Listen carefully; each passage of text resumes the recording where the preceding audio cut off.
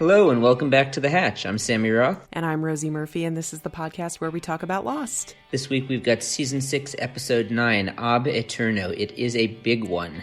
Nestor Carbonell, who plays Richard Alpert, is here to talk us through many, many details of what we see on screen in this episode. It's a fantastic conversation. If you've heard us have Nestor on the show before, you know how good and how thoughtful he is. We're really excited to share this with you. And obviously there is lots for me and Sammy to discuss as well, so let's get started.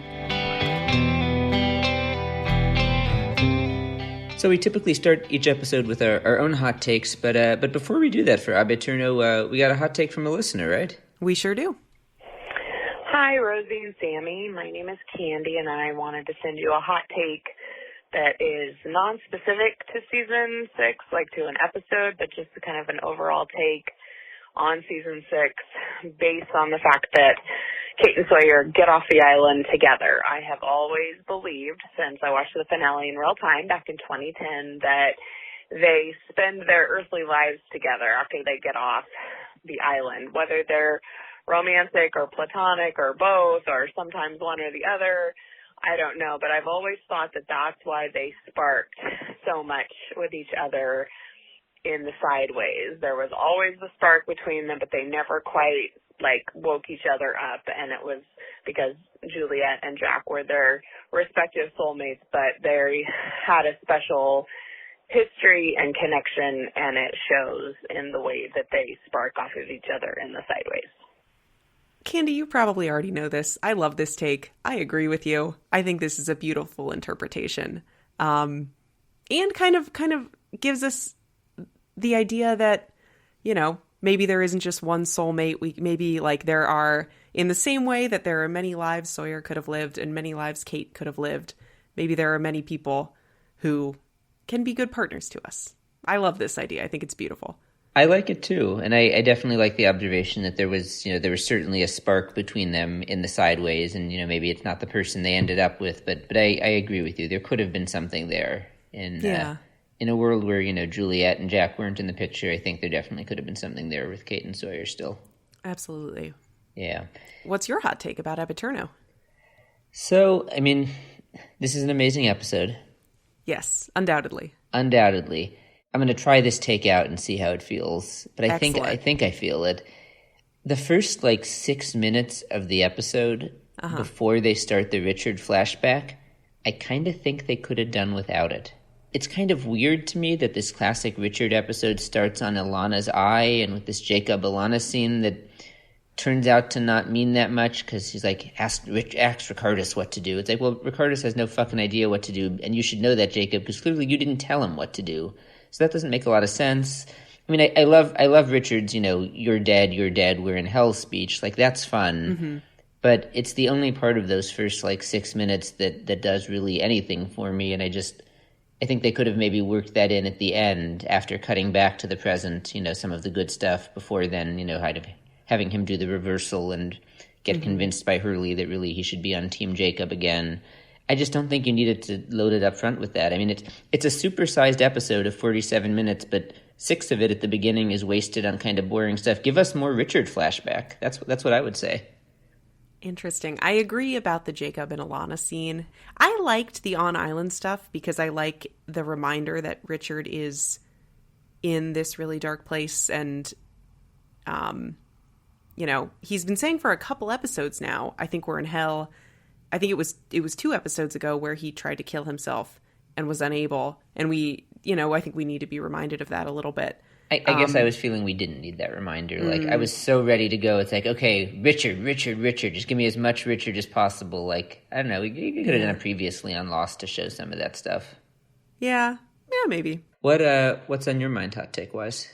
Just in general, everybody who lives in Richard and Isabella's hometown, which I believe is the Canary Islands, everybody on this island sucks. Except for them. The doctor sucks. Won't provide medication because Richard doesn't have enough money.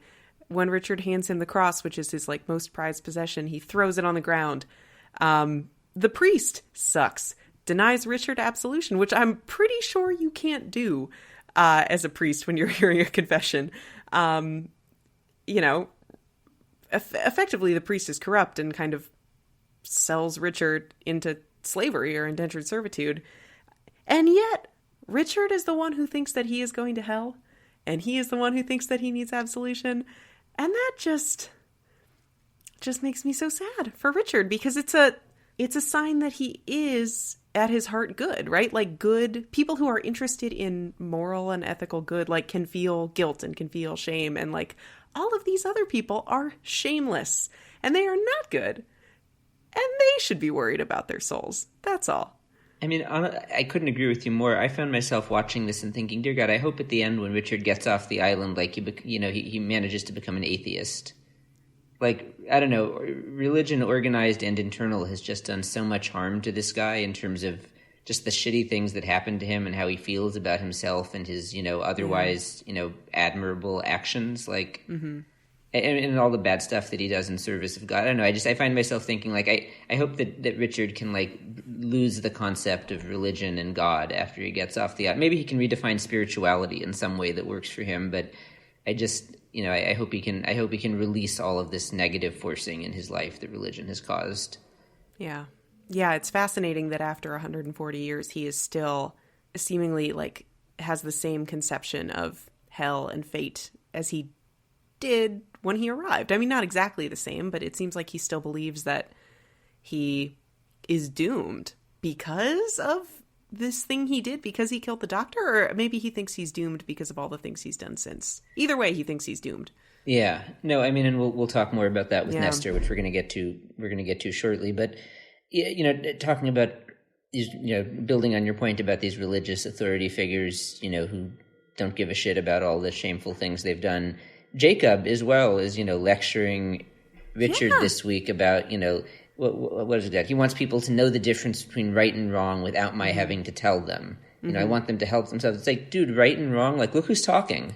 Like, look what you put people through for your own ends. Like, you're lecturing Richard, who's, and now he's going to go do your dirty work, including killing off the Dharma Initiative. I mean, maybe that's Ben's dirty work, but Jacob clearly doesn't stop it. I don't know, to see Jacob lecturing him about people need to know the difference between right and wrong. It's like every authority figure in this episode, religious and non-religious, sucks. Deeply disappointing. Like, maybe Richard can also become an anarchist after he leaves the island, in addition to an atheist. He and Mikhail Bakunin. Yeah. Anyway, yes, let's not delay any further. We're going to go ahead and play our conversation with Nestor, because we talk about so much of what happens in Aeterno, and then we will be back afterwards to talk more. Yeah, I agree. Let's not delay the Nestor. Let's do it. So we are joined today by Néstor Carbonell, who of course played Richard. Nestor's been on the show before, and we're so glad to have him back. Thank you for being here. Oh, thank you for having me back, Rosie. I appreciate it, and Sammy too. It's great to see you again. Yeah, as we kind of come up on Aeterno, in the episode right before that, which is called Dr. Linus, there's this sequence in the ship, the Black Rock, where Richard is basically on like a suicide mission. Like he has lost his faith, whatever that looks like. Right. And you're sort of in the ship with Matthew Fox, who plays Jack, and is saying that when Jacob touches you, it's considered a gift, but it's not a gift, it's a curse. I devoted my whole life to this, and I've realized that it's a curse. And I think that kind of leads us into, in Aeterno, the idea that the island is hell. But what do you remember about filming that scene with Matthew? It's incredibly intense and dramatic, and right. I mean, it's heavy. I remember that scene. Yeah, thank you. No, that was, I do remember that scene. I don't believe I don't think I'd gotten to Aeterno at that point. So I still didn't know why I was saying this, why I had lost my mind. Again, I had to commit to it. But I remember that it was a very intense scene. It was an intense day. I always wondered why. Okay, so now I'm basically saying this is hell. This is essentially hell. Jacob, one of the things I vividly remember, as intense as it was the way we had to shoot a lot of these scenes, because that particular scene, that ship was right next to an air base. This is just a little bit of shooting trivia. Was this actually? So this wasn't in the middle of the jungle, clearly. It wasn't essentially, because I mean, it's there's so much forestry and jungle right. in Hawaii, but there are bases all over. There's a number of, I think, 5 bases maybe. So we were next to an Air Force base, and at that point, and I remember throughout that scene, here comes another plane. We got to hold for the plane because obviously there can't be a plane on this island. Well, there has been, and there could be again. That's but funny. There have been, but certainly not in that scene. So that kind of interrupts the intensity a little bit. It did, but listen, that was sort of the fun and the challenge of that show, is that we had to have, obviously we were living with those constraints, so we couldn't, it's not like you can have those noises. It rained all the time. And so I remember like, okay, we'd be in the middle of a take and it would just start pouring and it's just torrential. And we're like, do we cut? And we were filming on 35 millimeter. This is before, tape, which is what we shoot with now. And so we're like, do we cut? Because it's just going to get more expensive. And often we would just keep rolling and wait for the rain to stop. And sometimes we obviously would cut. So I do remember that in that one particular scene thinking, there were a lot of planes today. And this is a pretty intense scene. Yeah. But it would ratchet up the intensity for me. I was like, all right, we're going to get this. That's so funny. Yeah.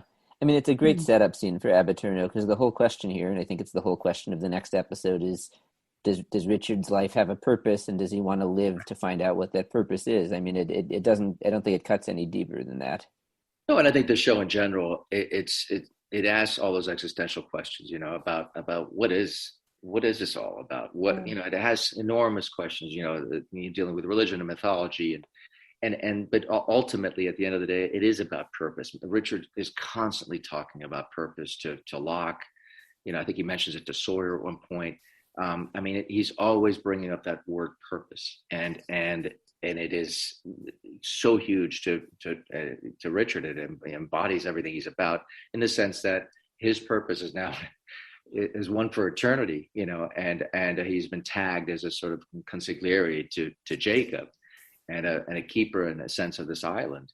But it is a curse, and it is a great setup scene, as you said. It is a curse, and in a sense, while I think he comes to believe in an Aeterno that this place is actually hell, he's convinced himself of that. It's not until Jacob makes him realize, no, it may feel like hell, but it's not. You're alive, man. You're alive. That he really feels that, and then he makes the deal with Jacob, when he can't be with his wife, to ask for eternal life. He doesn't at that point realize, but soon, he soon discovers that it is a phenomenal curse that he's agreed to. Yeah. Well, I mean, there's so many things we could get into here with this episode, but since you bring it up, the scene with you and Mark Pellegrino, where he dunks you again and again in the water, and is asking you, "Did you really think you're dead? You want to die? You really want to die?" It's like, no, you don't want to die. You just. I mean, it's great stuff. I'm curious what it was like working with Mark out there on the beach that day, because it was an unusual scene for him too, because usually he's very stoic and laid back and hands off. And in this scene, he's physically throwing you into the waves and like threatening to kill you. Mark is great. Mark, I've known Mark for so long. When I moved out here to LA many years ago, I studied at Playhouse West, where he studied and later ended up teaching. He may still be teaching there occasionally, but he's tremendous. He's great, and so it's great to reconnect with him on Lost. And I remember that scene. I lost a lot of weight on that show, part of it was like I was trying to, this character has been on a ship. I lost about 12 pounds. I remember just sort of leading up to it, I wanted to lose a little bit of weight just to evoke that sort of sense of desperation. And I was like, at that point, I was like a little rag doll. And he was throwing me in the water. And we had our stunt coordinators were there, and our stunt water coordinators were there. And they're like, that was Makaha Beach, which they call pray for sex beach. It's a fertility beach. You go there to pray for fertility. And it is a beautiful beach on the west side of the island. It's gorgeous. But those waters can be pretty rough. And I remember it was kind of touch and go. They're like, okay, go in. And they would look at sort of a series of waves, and they're like, "You're good." And I was like, "Okay, great. And I would go, "Let's go again." And they're like, "No, you're out right now." I go, "No, we got it. You're out right now." And they're like, they knew how rough the swell was. They knew the rips and everything. And I was like, "Okay, yeah, I'm guided by you. You guys are the pros." And but it was pretty rough water. But I mean, I love that. I love the ocean. My God, I love Hawaii. But it was exhilarating, and Mark was good. Yeah, it was great to see him sort of not be that sort of stoic thing, and let out that rage, and make a point of impressing him upon me that no, I was alive, and that I just tried to kill the guy, and sure enough, he had an assignment for me. But yeah, I remember that very well. Yeah. By the way, we did have Mark on the podcast last year, and I don't quite remember, but I seem to recall, Rosie, that he talked about teaching. I think he's still teaching acting somewhere. That rings a bell. Yeah.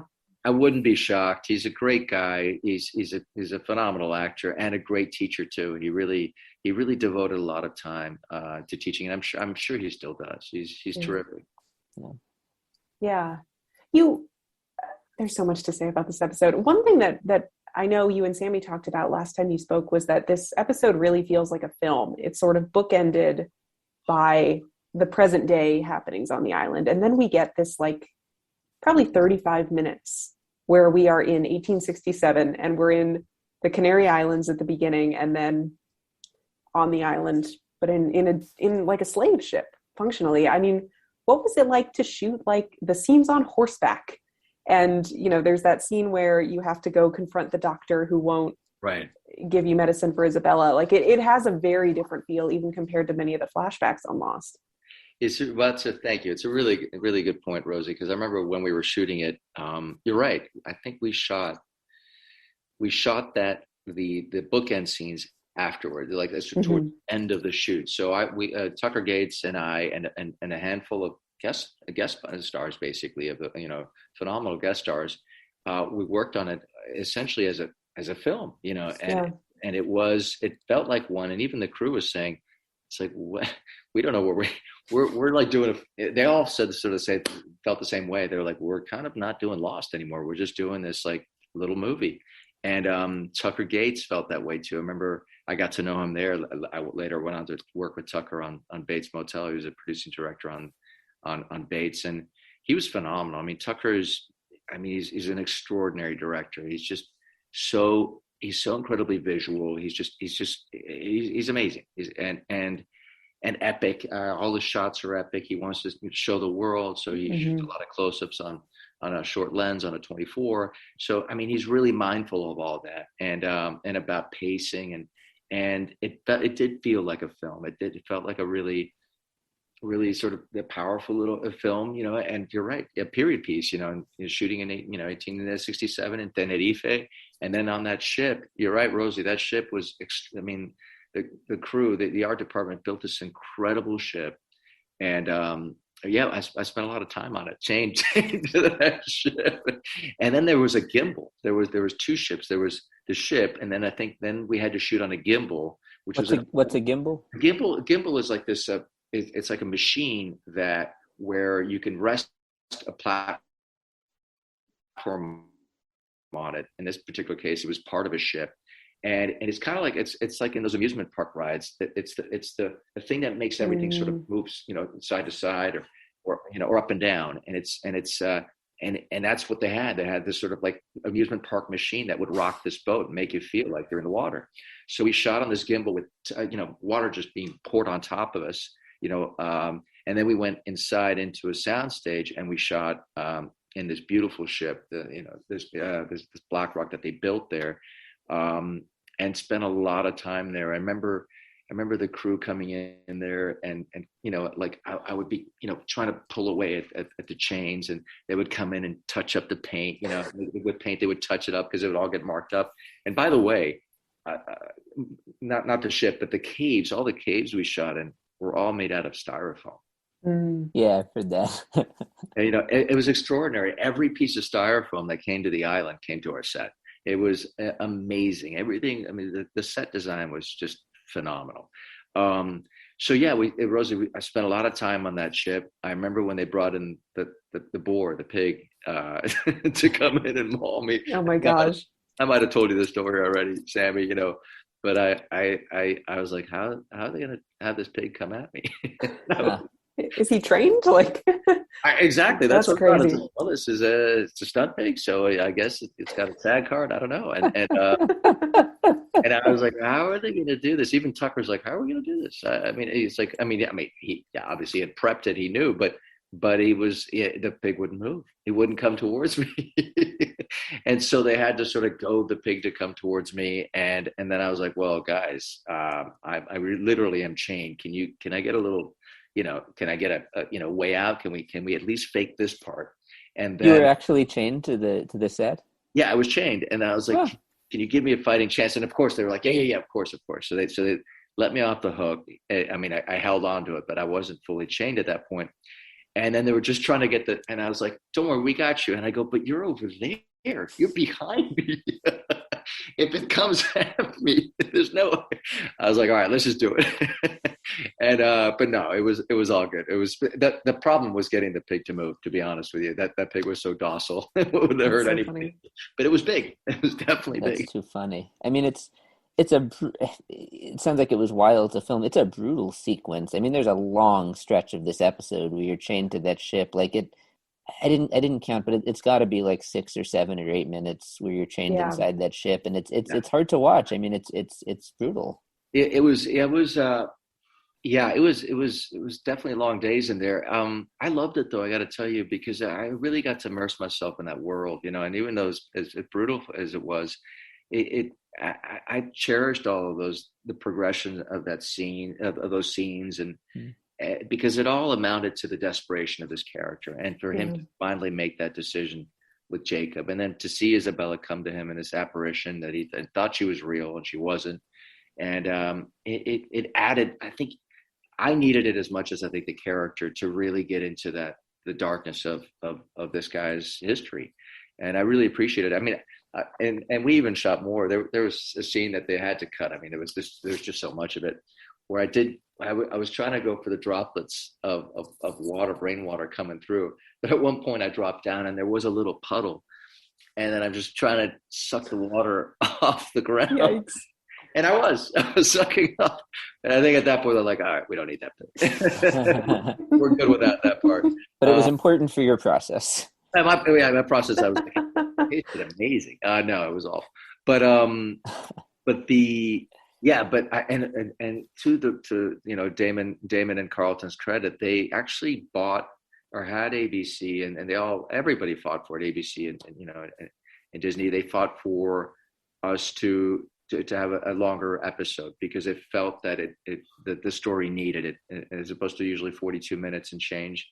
It was I think they bought like 4 minutes of airtime where they wouldn't get commercials, so that the episode could have the length that it did have. So it's a slightly longer episode than the other ones. Yeah, and I think on Hulu it played at like 47 plus. Exactly. Right, there you go. Exactly. Which is pretty crazy.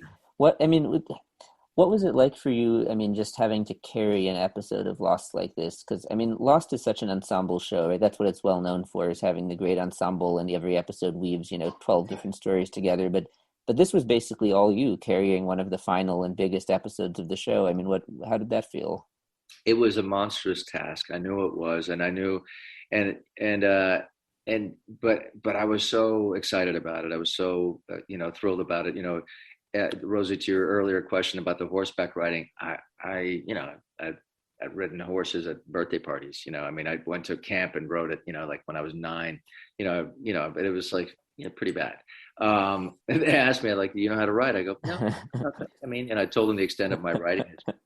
And they're like, all right. So I did get about 3 days of horseback riding lessons. Oh, wow.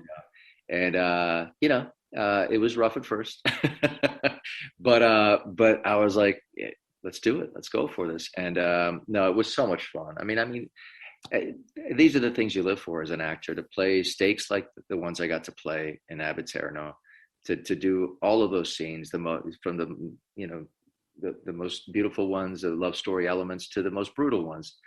Those are the stakes. That's why you become an actor, in my mind, is to get to play those high stakes To get to the horseback ride when you have little experience doing that, to get dunked in the water by Mark Pellegrino in a ice well, to get on a gimbal.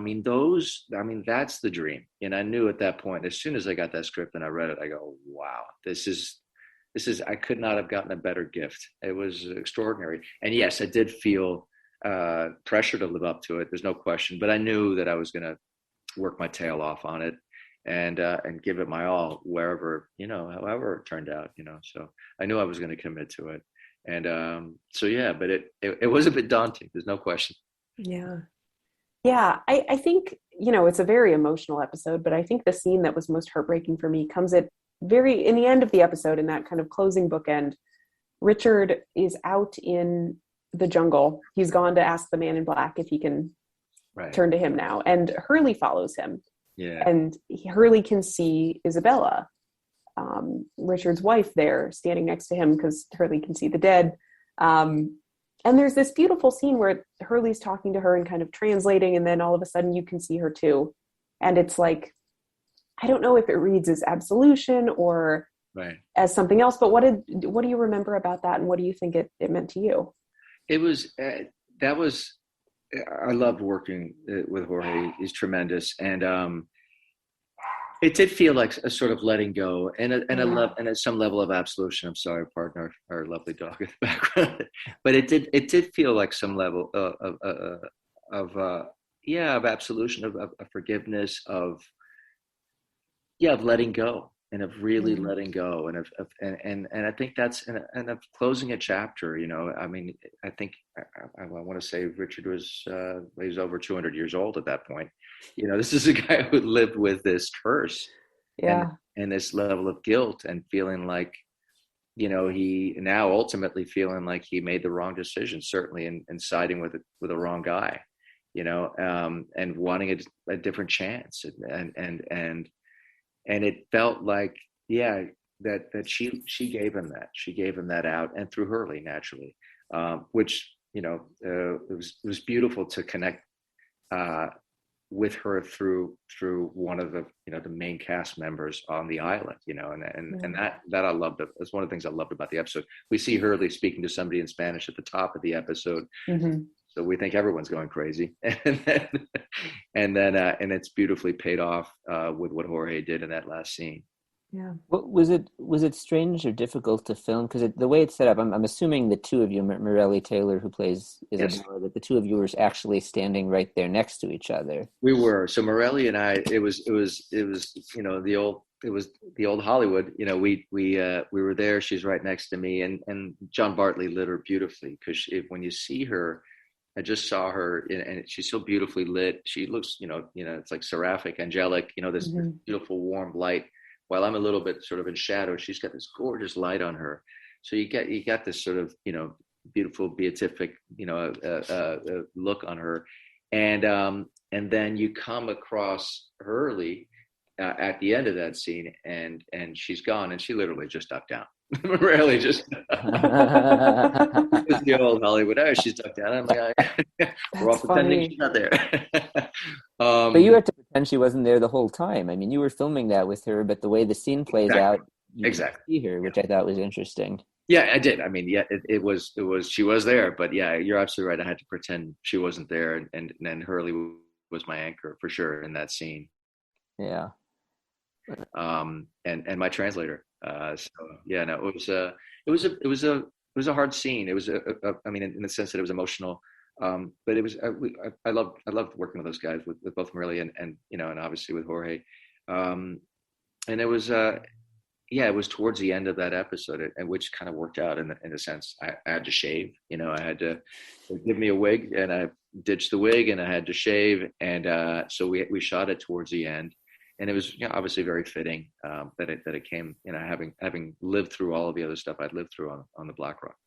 Well, talking about Rosie's point about letting go, and I mean, at some point we should circle back to some of the earlier scenes in the episode that we skipped, but about letting go. And one thing that really occurred to me rewatching this episode for the first time is, that the man in black, Titus Welliver, tells you, in 1867, he says, if you go with Jacob, you'll never see your wife again, but my offer still stands. And then here you are 140 years later running out into the jungle, and telling him, well, you said your offer still stands. I'm ready. And it just made me think that, for all of the devotion that Richard has had to Jacob over these years and the work he's done, like, it made me think, has this whole time for the last, century and a half, he's been still in the back of his mind wondering, if I made a different choice, could I still see my wife again? Is it too late to change my mind? And I mean, I think that's what you finally let go of here in this scene with her, but it made me think, like, wow, what's really been going on in Richard's head all these years, and what has he had to bury or ignore or push back to do this job he's done? You're absolutely right. And I think at that point he must have convinced himself that that there was an even higher purpose than his own personal struggles. And he must have bought in to Jacob for the longest time. For years, he must have bought in and said, "Look, there is purpose here." And maybe, when he tells him that metaphor about the wine and the cork, and this island is the cork, essentially, to evil not escaping. And it's like, I'm sure at some point he probably, for the longest time, he bought in, and maybe there were times when he thought, wow, really, I am doing something important here and something purposeful here.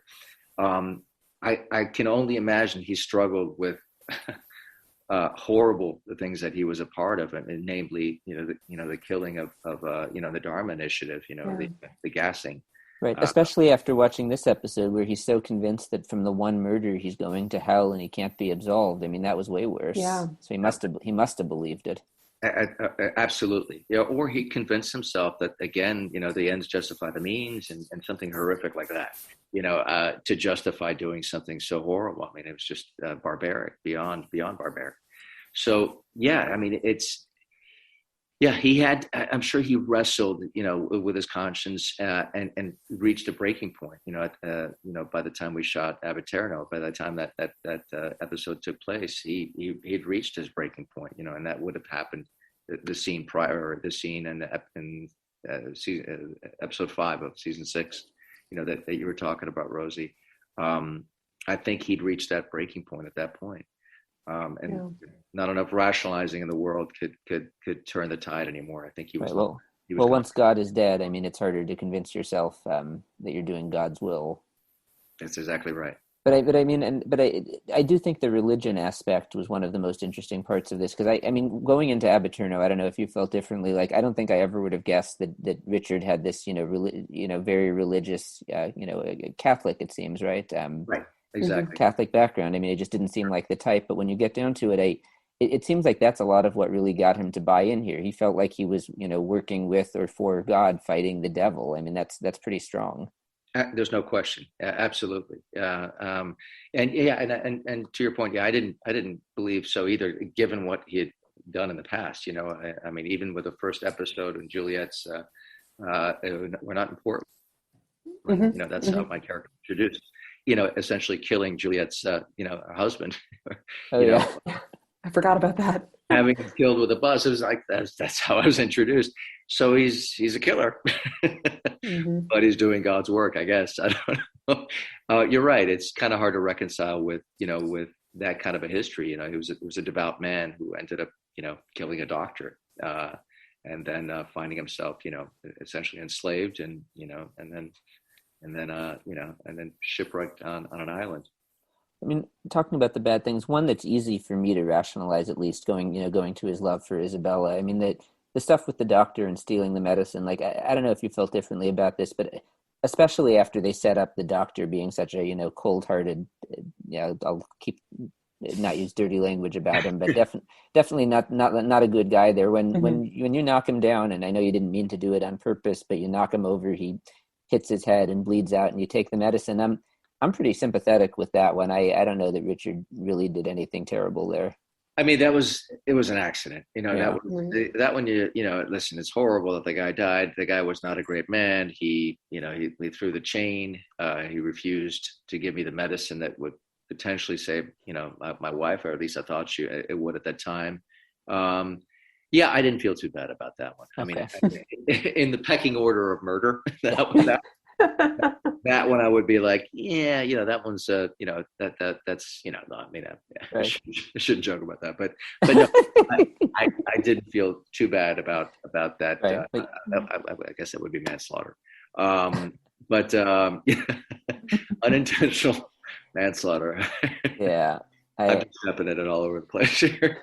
No, you're good. I mean, but it's interesting. I mean, it's interesting that your character, obviously, because of his deep religious conviction, feels he's going to hell as a result. Well, and then he goes to make a confession, and which the priest denies, which I don't think they can do.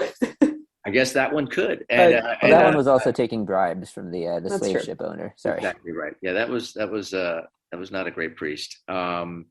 He would not grant me forgiveness. That was adding fuel to the fire, or pouring more salt in the wound.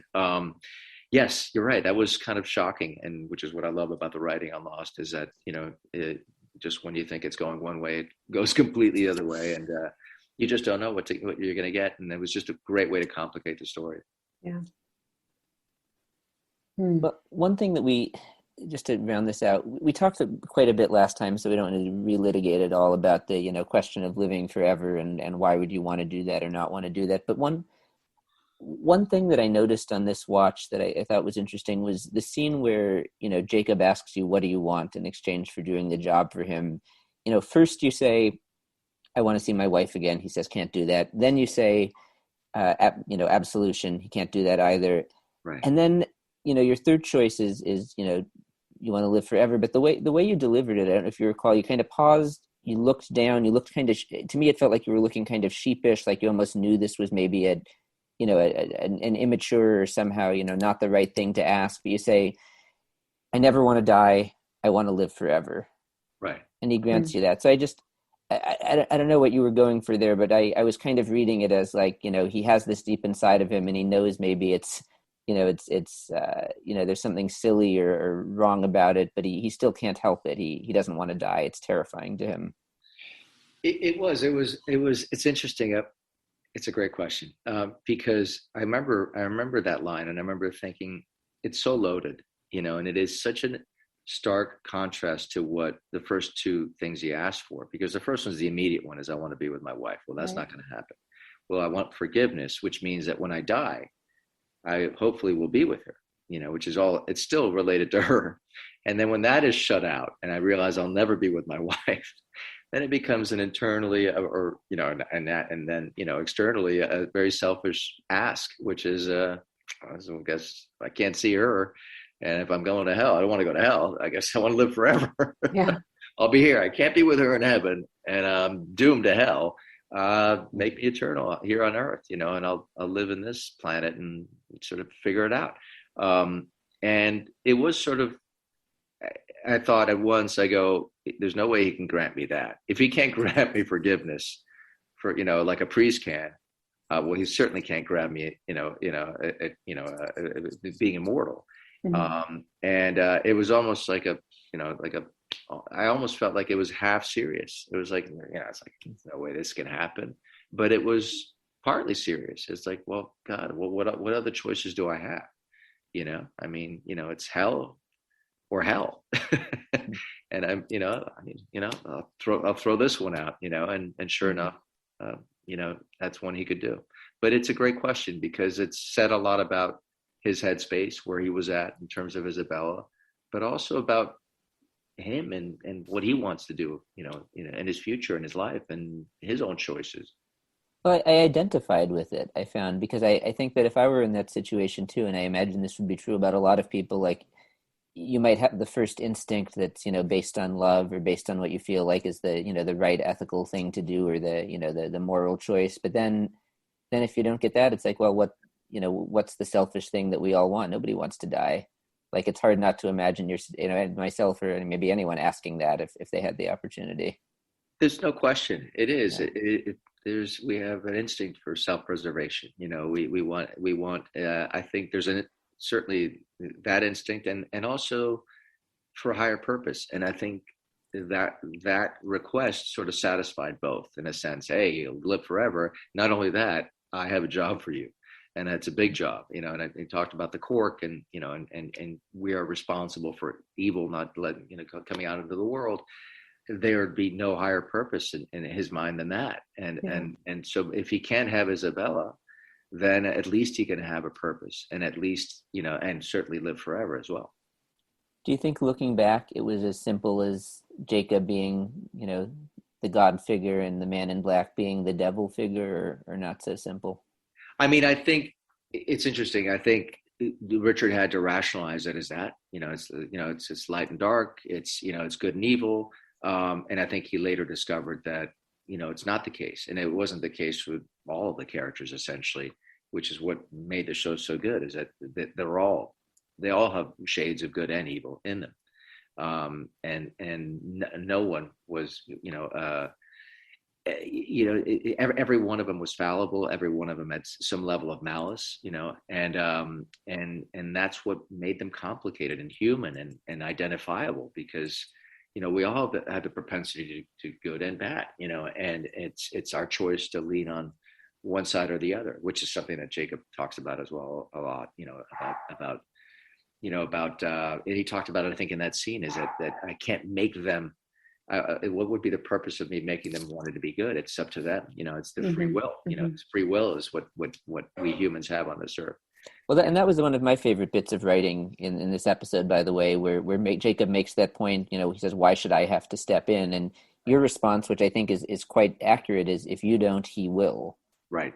And I think that holds true today in a lot of different facets of life. It's a really good point. Absolutely. It is sort of a big religious question, is like, why is there evil, on the planet? When there's a God, why does he or she allow evil to exist? Why does God let this happen?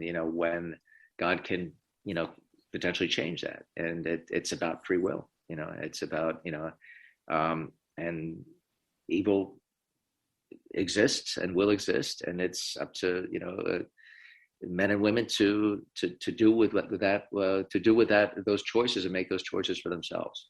And it almost seems to be like they keep failing, like they can't resist the man in black, or they can't, they don't have the propensity to be good enough, and that's all I want. And it's interesting that it almost seems like Richard's idea that, well, come on, they just need a little bit of help, right? And and then of course Richard ends up doing that for the better part of a century. But that's exactly right.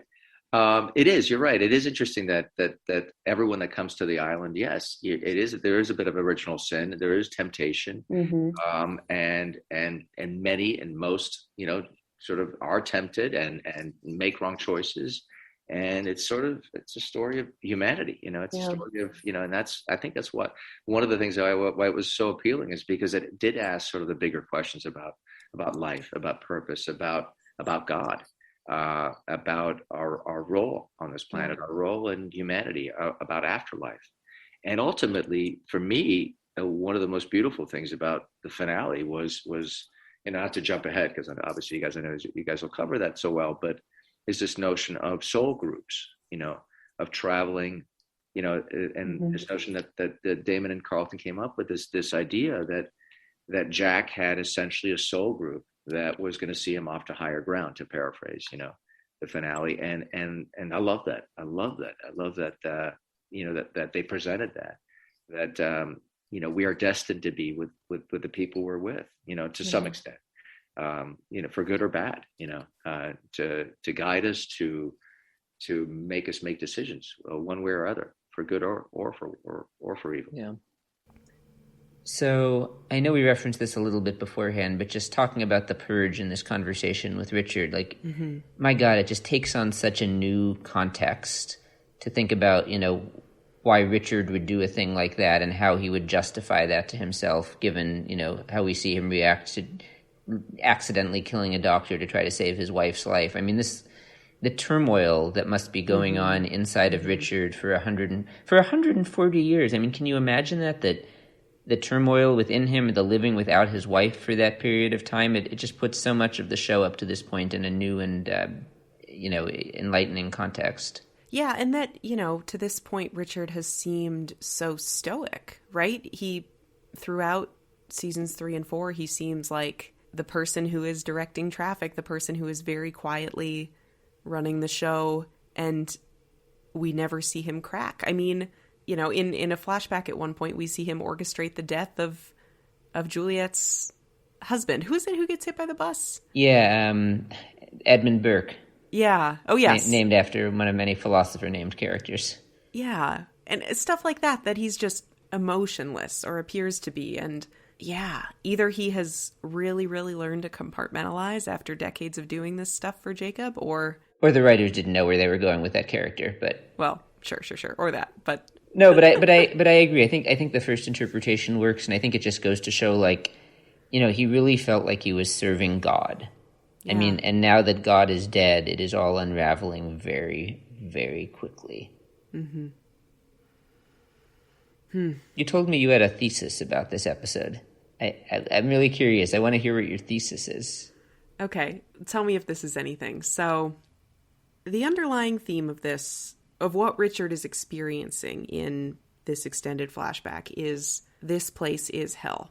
I would posit that it kind of is. I mean, it's not literally hell, but think about the unimaginable few days that Richard spends on the Black Rock, right? Like, first, the surviving officers come to kill the captives so that they can ration the rest of the food. And then the black smoke comes and kills everyone. And then Richard sees or hears, I believe he hears the black smoke kill, like, the specter of Isabella. And then the boar comes, and it's just... it's hard to imagine something more hellish than that. And the cruelty that is done to Richard up to that point is primarily done by other people. It's not Jacob and the Man in Black at that point. It's not these gods playing with him. It's the corrupt priest who put him in this situation. It's the officers who don't see their captives as lives worth preserving. It's hell is other people, basically, right? Who said that? Jean-Paul Sartre? Like, yes, Jacob and the Man in Black have created this bizarre place that is definitely not good, and is definitely not this black and white, good and evil binary. But everybody around Richard did a pretty good job being hellish. And I think it's fair that he thinks that. I don't think that's crazy in the slightest that he thinks that. And I think he came to Jacob with that idea. I don't think Jacob and the Man in Black did that. I mean, that's entirely Richard saying, I think I'm in hell and I've got pretty good evidence for it. And Jacob obviously tells him that that's not what's happening, but I think Richard continues to believe it because it's, you know, it kind of fits into the way that he sees things. I like that, and I have a couple of different thoughts about it. Yeah. I like it because up until this point in the show, you know, we've been taught to think about the island as not as heaven necessarily, but as a place where miracles occur, as a special place, as a place that needs to be, you know, protected and guarded. Mm-hmm. And parts of the show from here on out will emphasize that interpretation as well, the heart of the island, etc. Right. Whereas the way that Jacob and the Man in Black run the place, as you've pointed out, with and without them, but it very much acts like a hell, where you've got, you know, a number of mass murders that have happened. You've got a monster of black smoke that goes mm-hmm. around killing people. You've got plane crashes, boat crashes. Yep.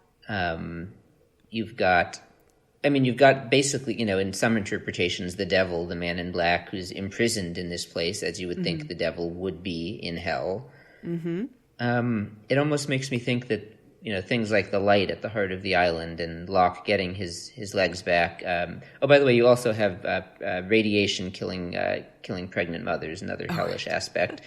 But it makes me think that the bits and pieces of sort of miracles and sort of heavenly light that we see are, you know, that those are maybe trying to break through, but what they're trying to break through is the fact that this is really an awful, awful place that is cordoned off from the world where mostly bad things happen to people most of the time. Yeah, and, you know, to give Jacob some credit, these are normal human people who he's bringing to the island, and the island doesn't just bring out their best natures by itself. And in fact, in many people, it seems to bring out their worst, right? Well, more often than not, Jacob says in this episode, Richard asks him, what happened to all those people you brought here? And Jacob says, they're dead. And mostly that's, everyone dies. It seems like mostly it's because they're killing each other. Yep. Yeah. And it's never occurred to Jacob until Richard says it that he can intervene, because that's how it sounds. And well, I think he didn't want to. It sort of seems like Jacob's making an excuse. He's like, oh, okay, well, I don't want to intervene, but if you do it, wink, wink, it's it's not me. But what does the intervening help with? Because as we've discussed, Richard goes and does all sorts of terrible deeds on behalf of Jacob. And the same shit continues for 140 years. Yeah. But I did love Nestor's comment about I hadn't thought about it this way. His interpretation that he only asked that question, can I live forever, after he determined with the first two questions that he's not going to be with his wife in heaven again, because she's not going to be, he can't bring her back. He can't be absolved to go to heaven with her. So if he's going to be stuck on his own in hell, is to live forever. Except, per your thesis, really what he has done is he has consigned himself to eternity in hell, which is a cruel joke. Yeah. Which is a cruel joke. With the Man in Black this week, I know I'm on this horse, just about every episode now, but even with all of the things he does, Jacob is just so bad that I can't help but retain some sympathy. I thought at the end of the episode when, the scene with Jacob and the Man in Black before the wine bottle shatters, where the Man in Black says to him, I guess I'm just wondering why you did it. Because I want to leave. Just let me leave, Jacob.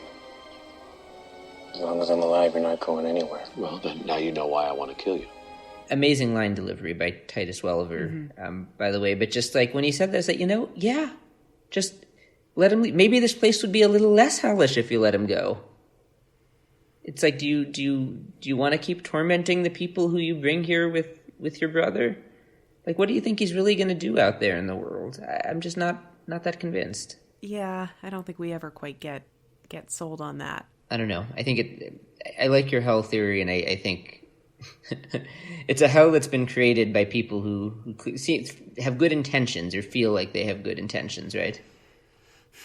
I mean, yeah. Nobody set out to make this a terrible place, as far as we know. Nobody set out to inflict evil.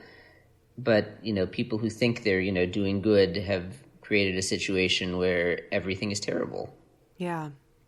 Yeah, and where they've lost... Jacob has lost any interest in the sort of individual life of any one of the candidates, and all he cares about is, like, in mass, I just need a winner, right? So I just need bodies, and maybe someone will rise. Quality through quantity. Yeah, which is not, a caring, or I would argue a good thing to do. But Jacob never argues that he's good, right? He argues that he is lawful, and his job is to protect the island and keep the wine in the bottle, etc., etc. I did the moment where Jacob reaches his arm out and puts it on, Richard's shoulder after Richard asks to live forever. And it's like, yes, I can do that. Mm-hmm. That is a bone-chilling moment right there. Yeah. That is like, ooh, this guy is way too powerful. Yeah. I'm shivering. I do love the scene at the end where Richard gets a moment with Isabella after a century and a half. And he gets the absolution that he's been seeking via her. And then he he puts on her cross, and that to me seemed to represent the like, okay, I'm gonna carry her with me, but I'm not like bound by this in the way that I was. Yeah, I agree with that. And it was so beautifully acted by Nestor. Just pulling that off, feeling like, as we talked about with him, like having to pretend she wasn't there when she was. And it just made me so... And her just ducking down when the camera does that. Which is hilarious that's how they did that. But it made me so bad. Like, I wish he could feel her hand on his cheek. Like, this is what he's been waiting for 140 years. And he has to trust Hurley that this is for real, but he can't feel her hand. He can't feel the kiss on his cheek. It's beautiful, but it's also very sad. Yeah. And imagine waiting for anything for 140 years. Like, gosh. I mean, it's literally impossible to imagine because nobody has done it and is able to do it. It's crazy. Right. Oh, man. It's crazy. The one line that I forgot to mention earlier that brought me to the "this is actually hell" theory, and of course this isn't actually hell, this is figuratively hell, is when Jacob is talking to Richard and he's holding the wine bottle and he's doing his kind of extended metaphor, and he says, Think of this wine as what you keep calling hell. There's many other names for it too. Malevolence, evil, darkness. And here it is, swirling around in the bottle, unable to get out, because if it did, it would spread. And that to me is what's happening on the island. And that is what's happening to Richard, is malevolence and evil and darkness. Right. Well, and he's saying the island is a quirk to hold that stuff in, so what do you think it's going to be like inside the wine bottle? Ding, ding, ding, ding, ding, ding, yes. ding. Thank you. So Thank well you. said. No, you, So you have well me. said. You have me convinced. The Yeah. island is metaphorical hell. The purgatory thing, we were all off base arguing about purgatory. It's just actually hell. It's hell, but it's a hell that you can potentially escape from. Well, maybe it's a metaphor for the world. The world is hell, and we're always just trying to do our best to improve it and get the best out of it and find the humanity within it. I don't know. It's. I mean, look around. Stuff like what's happening on the island. Like, yes, it's happening on the island in a very contained spot, but mass murders and manipulations and authority figures, religious and otherwise, abusing their authority for their own ends. That stuff's happening everywhere, every day. Usually not all, bottled up together in one place where, if you end up on that place, you're basically fucked no matter what. Mm-hmm. But it's happening everywhere all the time. So maybe lost is humanity and our worst instincts and our corruptible nature, bottled up in one place where it's just, especially hard to make things right and find the good. But it's there. I mean, that's the light at the heart of the island, right? It's there somewhere. Right. And I don't know what the point of this island experiment is, but it seems metaphorical in some way. Something that makes me think of is if until Oceanic A-15 lands on the island, every single one of the candidates Jacob sees them all as failures. Are they all failures, or did most of them just get like killed the way most of our candidates do, right? In wars or conflicts or accidents. Like, that's a good question. Did they fail, or were they unable to succeed due to the environment that Jacob had created? Like, by the time we get to the end of the series and Hurley is the last man standing, everyone else is dead except for Sawyer and Kate, who get to leave. But that doesn't mean they were corrupted. Jack wasn't corrupted.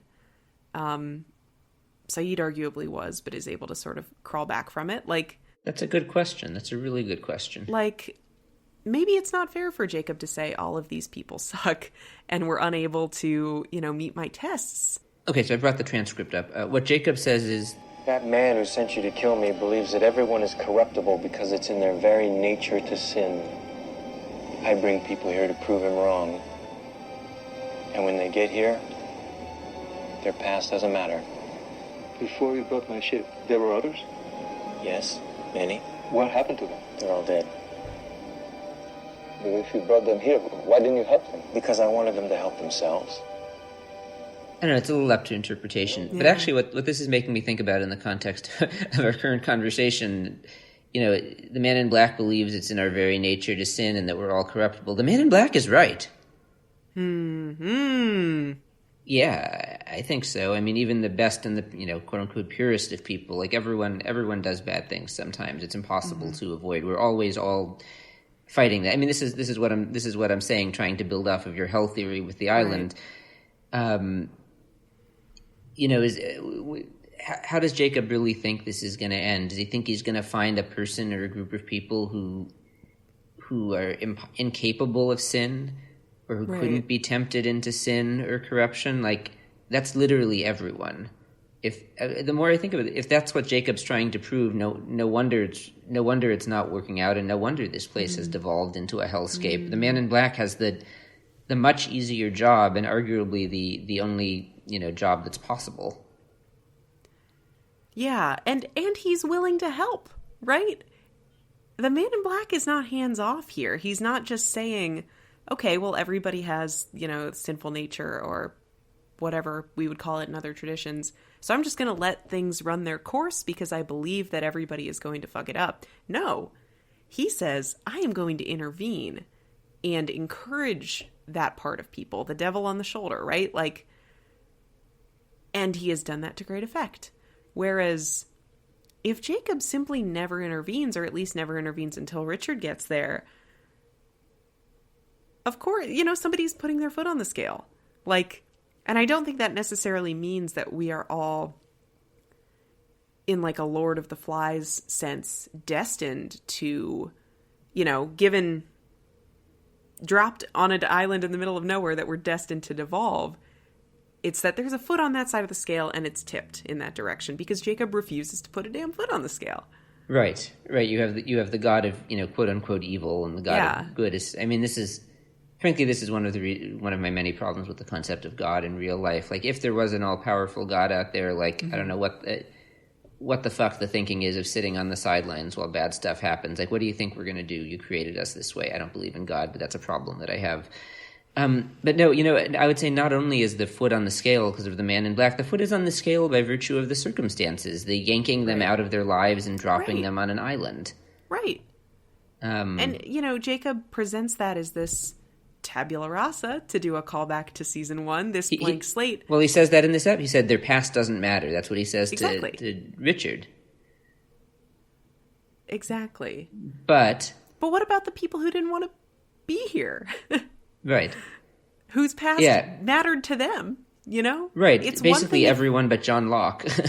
Yeah, for the most part, it's like you can say the past doesn't matter, but of course the past is still with them. Of course they're still thinking about their lives off island. Like, I don't know. I mean, and even those of them who come back, they still end up wanting to leave. Right. Except for Jack, if you wanted people to whom the past didn't matter, you should have chosen people to whom the past didn't matter.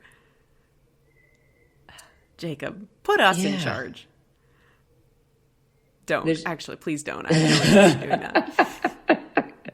Yeah, next time you're on a flight, it's like, what's going on here? Yeah, knock on wood when I say that. No, I'm sorry. I think we've got to come up with a framework for this show, or a framework for what is righteous or good, that does not involve the conflict between Jacob and the man in black. Right. It just seems to be extremely, even removed from the concept of the island, maybe just like,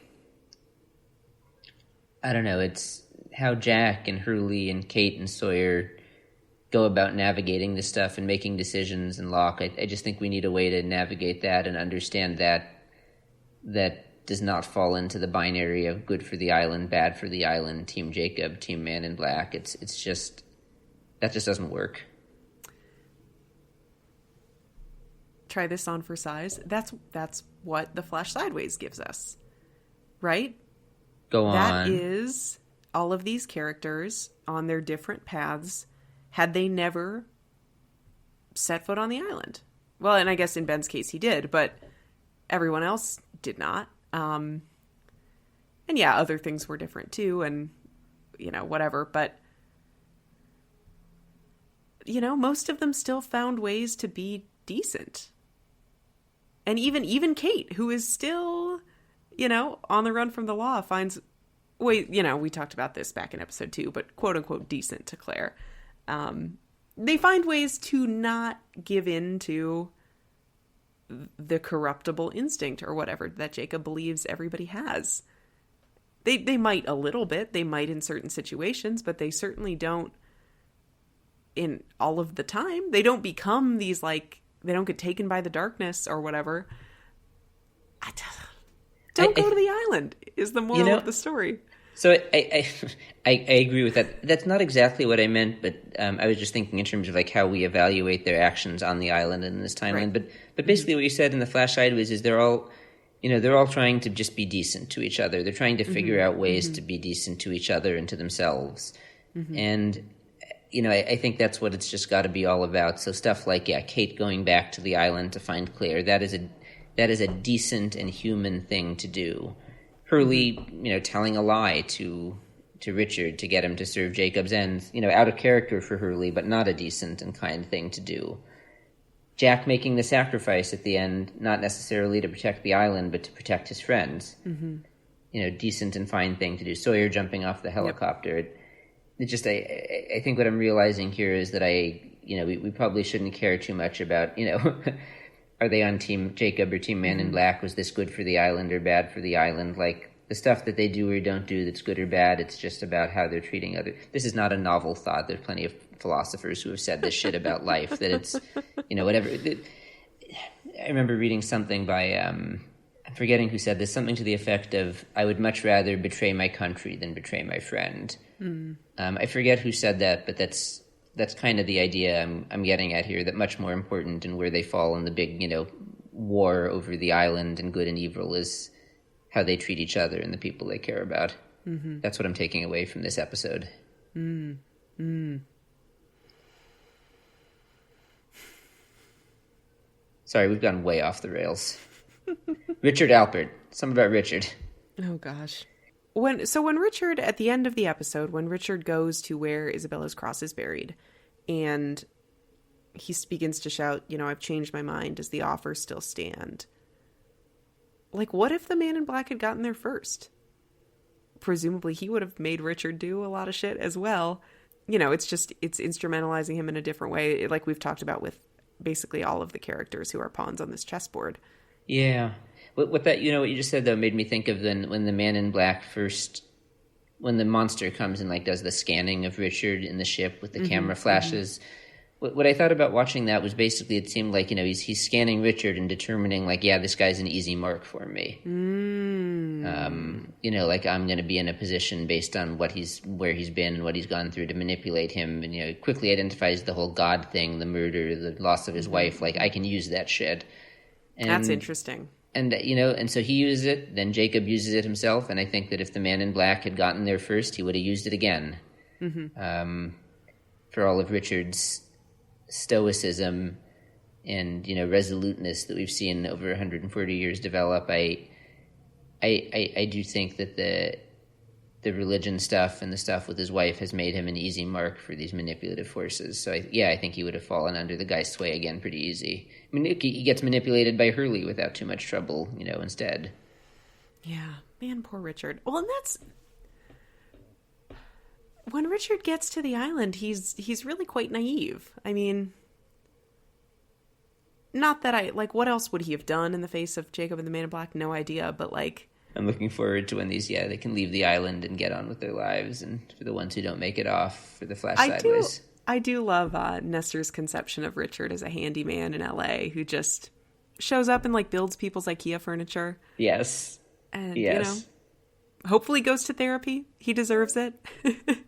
Yes. He does. A beautiful thought. No, Nestor is wonderful, and if we referenced this earlier, but if you just are catching up with the Hatch recently or coming to the podcast, we had Nestor on back in season 3 when Richard first appeared on the show and had a great conversation with him, and also earlier this season we had Tucker Gates, who directed Aeterno, talking about what it was like to film this episode. Worthwhile conversations to listen to. There's so much to say about this episode. Send us your hot takes, folks, if you got them. We'll play them next week or the week after. The number is 9546-DHARMA. Call us and leave a message. Next time we've got The Package, which I believe is a Jin and Sun episode. That's right. And we'll have the second half of our conversation with Nestor. Until then, find us on social media. You can follow us on Twitter at The Hatch Podcast, also facebook.com/The Hatch Podcast. That number for your hot takes is 9546-DHARMA. If you are outside the U.S., just use the country code 1. Rate and review us on Apple Podcasts or wherever you get the show. We really appreciate it. Our theme music is by Andy G. Cohen, and our cover art is by Danny Roth. And we will be back next week. Namaste.